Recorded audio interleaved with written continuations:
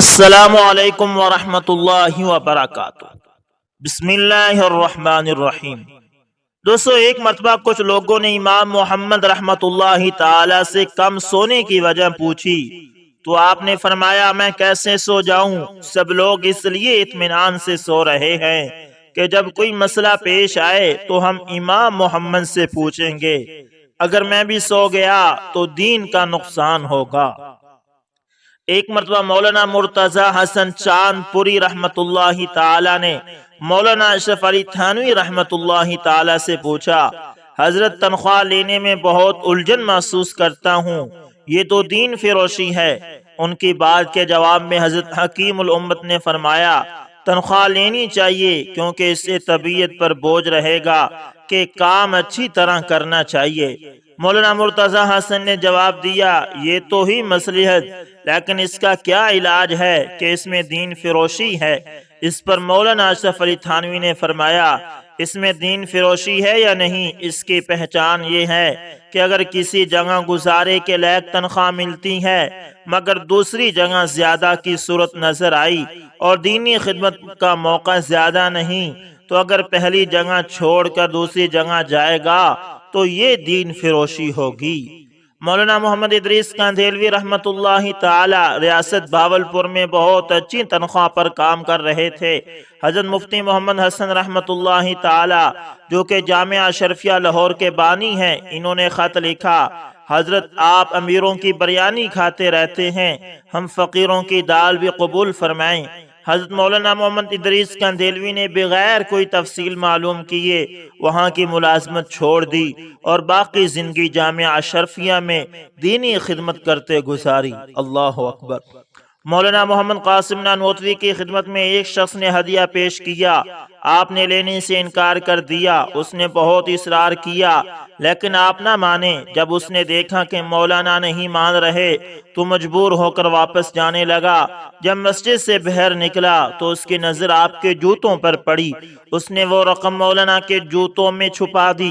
اس نے سوچا تھا کہ جب مولانا گھر جانے لگیں گے تو جوتوں میں رقم پا کر وہ لینے پر مجبور ہو جائیں گے۔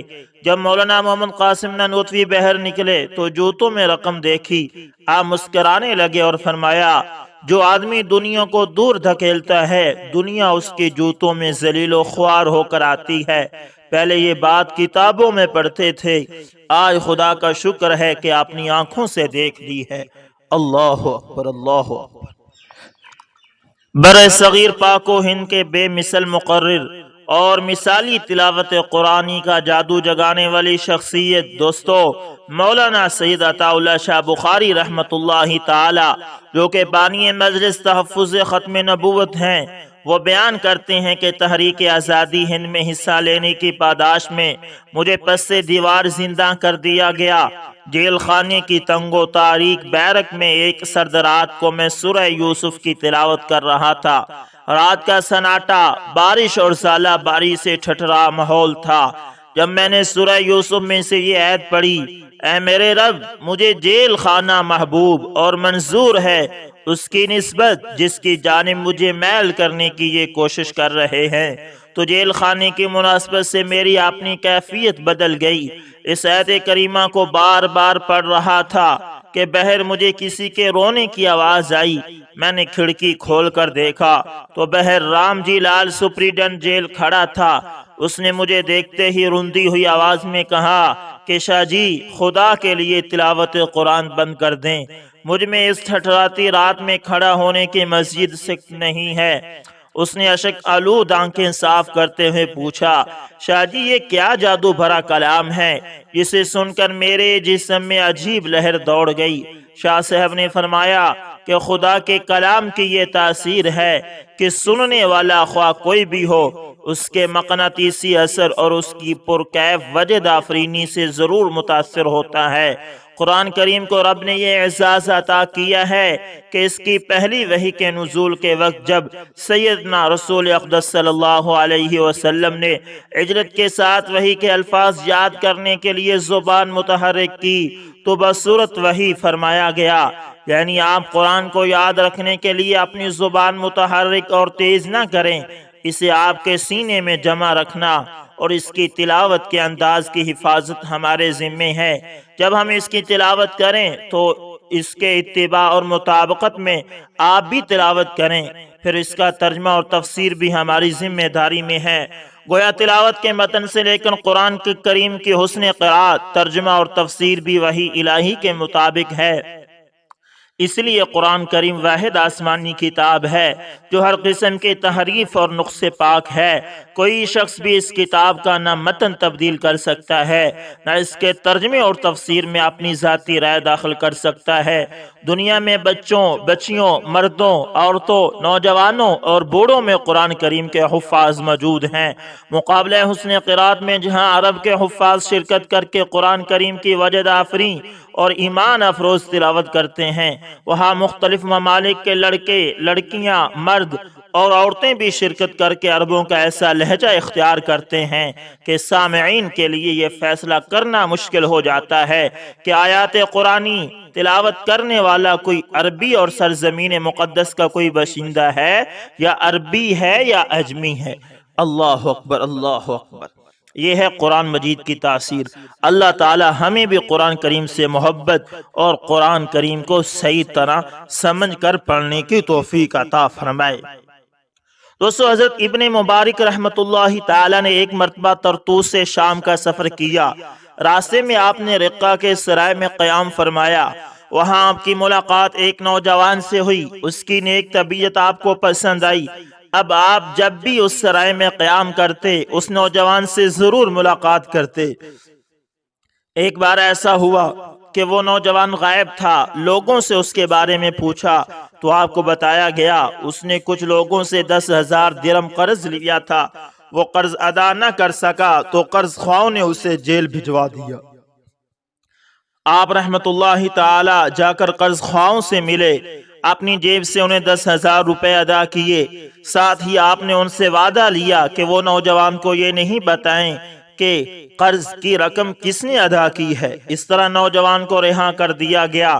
اس نے اپنے قرض خواہوں سے پوچھا قرض کی رقم کس نے ادا کی ہے۔ ان لوگوں نے اسے بتایا کسی نامعلوم آدمی نے اس کا قرض اتار دیا ہے۔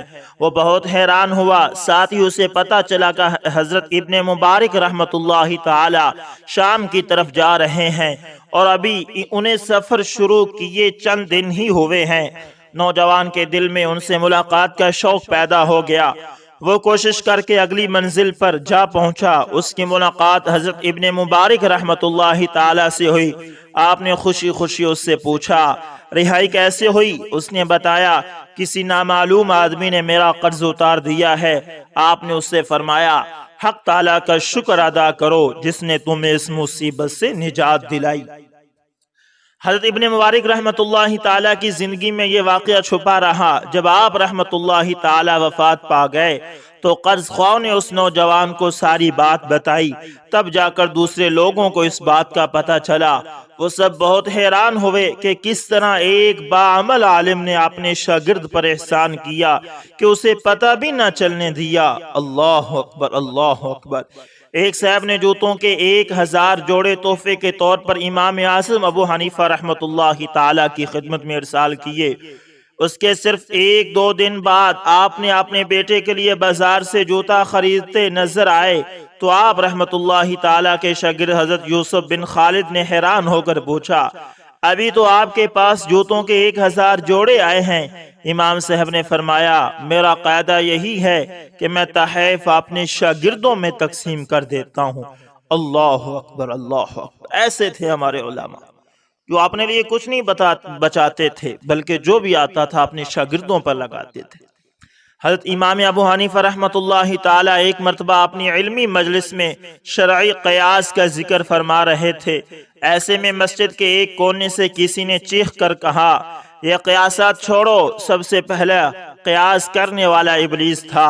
امام صاحب اس کی طرف متوجہ ہوئے، پھر فرمایا تم نے درست بات غلط جگہ استعمال کی۔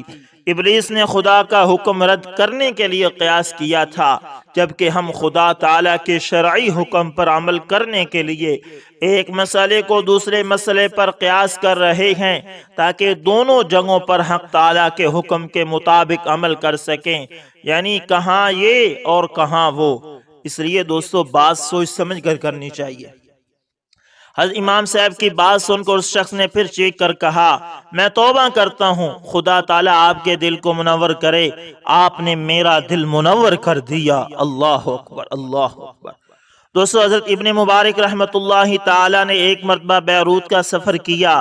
یہ حضرت امام ابو حنیفہ کے مشہور شاگرد تھے، یعنی حضرت ابن مبارک امام ابو حنیفہ کے شاگرد تھے۔ بیروت میں ان کی ملاقات حضرت امام اوزاعی رحمت اللہ تعالیٰ سے ہوئی۔ انہوں نے پوچھا، کوفے میں وہ کون شخص ہے جو دین میں نئی نئی باتیں نکالتا ہے اور جس کا نام ابو حنیفہ ہے؟ حضرت ابن مبارک رحمت اللہ تعالیٰ نے یہ سوال سن کر کچھ جواب نہ دیا اور گھر چلے آئے۔ 2-3 دن بعد پھر ان کی خدمت میں گئے تو 6 صفحات ساتھ لے گئے۔ وہ صفحات ان کے سامنے رکھ دیے۔ انہوں نے ان کو پڑھنا شروع کیا۔ سب سے اوپر لکھا تھا، نعمان بن ثابت نے کہا۔ وہ اس نام کو دیر تک دیکھتے رہے، پھر پوچھا، یہ نعمان بن ثابت کون بزرگ ہیں؟ ابن مبارک نے بتایا، عراق کے ایک شخص ہیں، میں ان کی صحبت میں رہا ہوں۔ یعنی یہ نہ بتایا کہ یہ نام امام ابو حنیفہ کا ہے۔ اب انہوں نے ان صفحات کا مطالعہ کیا تو پکار اٹھے، بڑے پائے کے بزرگ ہیں وہ۔ اب حضرت ابن مبارک رحمت اللہ تعالی نے فرمایا، حضرت یہ وہی امام ابو حنیفہ ہیں جنہیں آپ بدعتی کہہ رہے تھے۔ امام اوزاعی کو فوراً غلطی کا احساس ہو گیا۔ اس کا بہت افسوس کیا۔ جب امام اوزاعی حج کے موقع پر مکہ معظمہ گئے تو امام اعظم ابو حنیفہ رحمت اللہ تعالی سے ملاقات ہو گئی۔ ان سے انہی مسائل کا ذکر چھڑ گیا۔ حضرت ابن مبارک بھی وہاں موجود تھے۔ وہ فرماتے ہیں کہ حضرت امام اعظم ابو حنیفہ رحمت اللہ تعالی نے اس خوبی سے تقریر کی کہ امام اوزاعی رحمت اللہ تعالی بھی حیرت زدہ رہ گئے۔ پھر امام صاحب کے جانے کے بعد انہوں نے کہا، بلا شبہ میری بدگمانی بلا وجہ تھی، اس پر میں افسوس کرتا ہوں۔ اس شخص کے کمال نے لوگوں کو اپنا گرویدہ بنا لیا ہے۔ اللہ اکبر۔ دوستو اس لیے ضروری ہے کہ کسی کے بارے میں اگر سنیں تو پھر اس سے تحقیق کریں۔ لوگوں کی باتیں بتانے سے کسی سے بدگمان نہ ہوا کریں۔ دوستو امام ابو یوسف رحمت اللہ تعالی یتیم تھے۔ والد صاحب کا بچپن میں ہی انتقال ہو گیا تھا۔ جب ابو یوسف رحمت اللہ تعالی ذرا بڑے ہوئے تو والدہ نے انہیں روزی کمانے کے لیے بھیجا۔ یہ روزی کمانے کے لیے مختلف کام کرتے پھرتے تھے۔ والدہ نے مشورہ دیا تھا کہ کپڑے دھونے کا فن سیکھ لیں تو گزر اوقات کا کچھ بندوبست ہو جائے گا۔ ایک مرتبہ امام ابو یوسف رحمت اللہ تعالی امام اعظم ابو حنیفہ رحمت اللہ تعالی کے درس میں جا بیٹھے۔ اس طرح انہیں علم حاصل کرنے کا شوق پیدا ہو گیا۔ یہ امام صاحب کے درس میں بیٹھنے لگے۔ ادھر والدہ چاہتی تھی کہ بیٹا کچھ کما کر لائے اور امام ابو یوسف کا جی چاہتا تھا کہ وہ علم حاصل کرے۔ انہوں نے سارا حال امام اعظم ابو حنیفہ رحمت اللہ تعالی سے کہہ دیا۔ امام صاحب نے شاگرد میں چھپی ہوئی صلاحیت بھانپ لی تھی، چنانچہ امام صاحب نے فرمایا، آپ درس میں باقاعدہ آتے رہیں، ہم آپ کو کچھ ماہانہ وظیفہ دے دیا کریں گے۔ اس طرح امام ابو یوسف رحمت اللہ تعالی سارا مہینہ درس میں شریک رہتے اور امام اعظم ابو حنیفہ رحمت اللہ تعالی اپنی جیب سے انہیں وظیفہ دے دیتے اور رقم امام ابو یوسف اپنی والدہ کو دے دیتے۔ کافی مدت یہ سلسلہ اسی طرح چلتا رہا۔ ایک دن امام ابو یوسف کی والدہ کو پتہ چلا کہ بیٹا محنت مزدوری کے بجائے علم حاصل کر رہا ہے تو بہت بگڑی۔ بیٹے کو سمجھایا، تمہارے والد فوت ہو گئے ہیں، گھر میں کوئی دوسرا مرد نہیں جو کما سکے، اس لیے اگر تم کام کاج کرتے رہتے تو یہ ہمارے لیے بہتر رہتا، یا تم کوئی ہنر سیکھ لیتے۔ امام ابو یوسف رحمت اللہ تعالی نے یہ بات اپنے استاد صاحب کو بتا دی۔ امام صاحب نے سن کر فرمایا، اپنی والدہ سے کہنا کسی وقت آ کر میری بات سن لے۔ اس طرح امام ابو یوسف رحمت اللہ تعالی اپنی والدہ کو امام صاحب کی خدمت میں لے آئے۔ والدہ نے امام صاحب کی خدمت میں اپنی وہی بات پیش کی جو آپ پہلے ہی سن چکے تھے۔ آپ نے ان سے ارشاد فرمایا، میں آپ کے بیٹے کو ایک فن سکھا رہا ہوں، اس فن کی بدولت یہ پستے کا بنا ہوا فالودہ کھایا کرے گا۔ اللہ اکبر، اللہ اکبر۔ والدہ نے اس وقت خیال کیا کہ شاید یہ امام صاحب مذاق میں ایسی بات فرما رہے ہیں، اس لیے خاموش ہو گئی۔ کیونکہ گھر کا خرچ تو وظیفے سے چل رہا تھا۔ ابو یوسف رحمت اللہ تعالی نے جب علم سے فراغت حاصل کر لی تو وہ وقت کے ایک بڑے امام بن گئے۔ ان کی شہرت دور دور تک پھیل گئی۔ وقت کے خلیفہ نے حضرت امام ابو یوسف رحمت اللہ تعالی کو چیف جسٹس کا عہدہ پیش کیا۔ چنانچہ امام ابو یوسف رحمت اللہ تعالی وقت کے چیف جسٹس بن گئے۔ یہ پورے ملک میں مقبول ہو گئے۔ اب حکومت نے یہ بات اپنے ذمے لی کہ کام کے دوران ان کے کھانے کا بندوبست حکومت کی طرف سے ہوگا۔ ایک دن خلیفہ ان سے ملنے کے لیے آئے اور اپنے ساتھ پیالے میں فلودہ لائے۔ وہ فلودہ خلیفہ نے امام ابو یوسف رحمت اللہ تعالی کو پیش کیا اور کہا، حضرت یہ قبول فرمائیں، یہ وہ نعمت ہے جو ہمیں بھی کبھی کبھی ملتی ہے مگر آپ کو روز ملا کرے گی۔ آپ نے پوچھا یہ کیا ہے؟ خلیفہ نے کہا یہ پستے کا فلودہ ہے۔ یہ سنتے ہی امام ابو یوسف رحمت اللہ تعالی حد درجہ حیران ہوئے۔ استاذ محترم کے منہ سے نکلی ہوئی بات لفظ لفظ پوری ہو گئی تھی۔ اللہ اکبر، اللہ اکبر۔ اس لیے استاد سے ہمیشہ دعائیں لیا کریں۔ استاد بھی والدین کی طرح ہوتے ہیں۔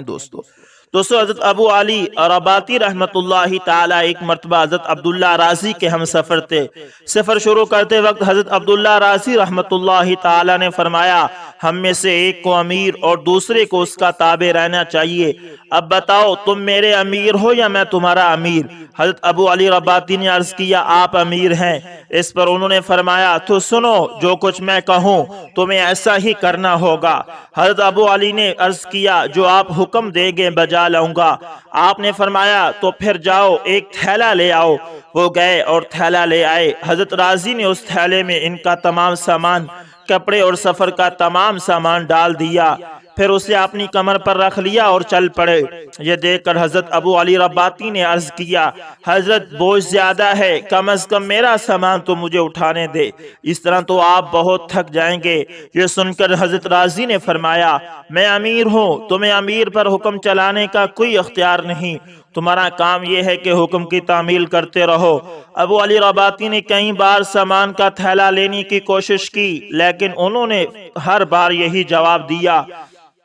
سفر کے دوران ایک رات بارش نے آ گھیرا۔ ساری رات ایک کمبل ابو علی رباطی پر تانے کھڑے رہے اور بارش کا ایک قطرہ تک ان پر نہ گرنے دیا، جبکہ خود بھیگتے رہے۔ جب بھی ابو علی رباطی کچھ کہنے کی کوشش کرتے تو حضرت رازی فوراً فرماتے میں امیر ہوں اور تمہیں امیر پر حکم چلانے کا کوئی اختیار نہیں۔ سارے سفر کے دوران حضرت ابو علی رباطی یہ خواہش کرتے رہے کاش میں نے ان سے امیر بننے کے لیے نہ کہا ہوتا۔ اللہ اکبر، اللہ اکبر۔ یہ تھے ہمارے اکابرین۔ دوستو ایک شخص نے حضرت امام اعظم ابو حنیفہ رحمت اللہ تعالی سے 50,000 قرض لیا۔ قرض لینے کے بعد وہ کنی کترانے لگا، یعنی اس نے آپ سے ملنا جلنا چھوڑ دیا۔ ایک روز اس نے دیکھا کہ امام صاحب چلے آ رہے ہیں تو وہ ایک گلی میں گھس گیا، لیکن جلد ہی اسے امام صاحب پھر سامنے سے آتے نظر آئے تو دوسری گلی میں گھس گیا۔ ایسا کئی بار ہوا۔ امام صاحب سمجھ گئے کہ اس کی نیت میں فرق آ گیا ہے اور یہ قرض ادا کرنا نہیں چاہتا۔ آخر ایک روز آپ نے اسے لپک کر پکڑ لیا اور فرمایا ہمارا قصور کیا ہے جو ہم سے کنی کتراتے ہو؟ کیا میں کسی اچھوت قوم سے ہوں؟ آخر وجہ کیا ہے؟ اب وہ کیا جواب دیتا؟ خاموش کھڑا رہا، دل میں جو چور تھا۔ آخر آپ نے فرمایا ایسا معلوم ہوتا ہے کہ آپ کا پیسہ واپس کرنے کو جی نہیں چاہتا یا آپ کے پاس نہیں ہے۔ وہ شخص مالدار تھا، مفلس نہیں تھا۔ چنانچہ اس نے کہا ایسی بات نہیں کہ پیسے موجود نہیں ہے، بس دینے کو جی نہیں چاہتا اور آپ سے کنی کترانے کی وجہ بھی یہی ہے۔ امام صاحب نے فرمایا بھلا مال بھی ایسی چیز ہے کہ جس کی وجہ سے تعلقات خراب کیے جائیں؟ 50 کا 50,000 معاف کیا مگر تعلقات پر پانی نہ پھیرا، آمد و رفت اسی طرح جاری رکھی جیسے پہلے تھی۔ اللہ اکبر، اللہ اکبر۔ یہ تھے ہمارے اکابرین۔ دوستو آج کے واقعات سے یقیناً بہت کچھ سیکھنے کو ملتا ہے۔ اللہ اکبر۔ دوستو ایک شخص حضرت محمد بن واسع کی خدمت میں حاضر ہوا۔ اس نے اشرفیوں کی 2 تھیلیاں آپ کی خدمت میں پیش کرتے ہوئے کہا کہ آپ کو خوب یاد ہوگا آپ کے اور میرے والد کے درمیان دوستی تھی اور وہ حلال روزی کمانے اور کھانے والے تھے، لہٰذا ان کا چھوڑا ہوا مال حلال ہے، لہٰذا آپ یہ قبول فرما لیں۔ آپ نے وہ تھیلیاں اس سے قبول فرما لی، لیکن اس کے وہاں سے جاتے ہی آپ نے اپنے خادم کو اس کے پیچھے روانہ کی اور فرمایا یہ تھیلیاں اسے واپس دے آؤ، کیونکہ مجھے یاد آ گیا کہ اس کے باپ سے میرے باپ کی دوستی خالص حق تعالی کے لیے تھی۔ اللہ اکبر، اللہ اکبر۔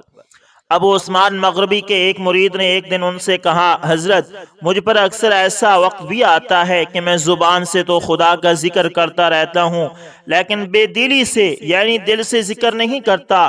آپ نے یہ سن کر فرمایا شکر کر، تیرے کسی عضو کو خدمت پر معمور تو کیا جاتا ہے۔ اللہ اکبر۔ دوستو اس سے پتہ چلتا ہے کہ جیسا بھی وہ ذکر کرو، چاہے دل مانتا ہے یا نہیں مانتا، بس اللہ کا ذکر کرو۔ یہ شیطان کے وساوس ہیں کہ دل تو چاہتا نہیں ہے، زبان سے ذکر کر رہا ہے، نہیں، جیسے بھی یہ ذکر کرو اللہ کا۔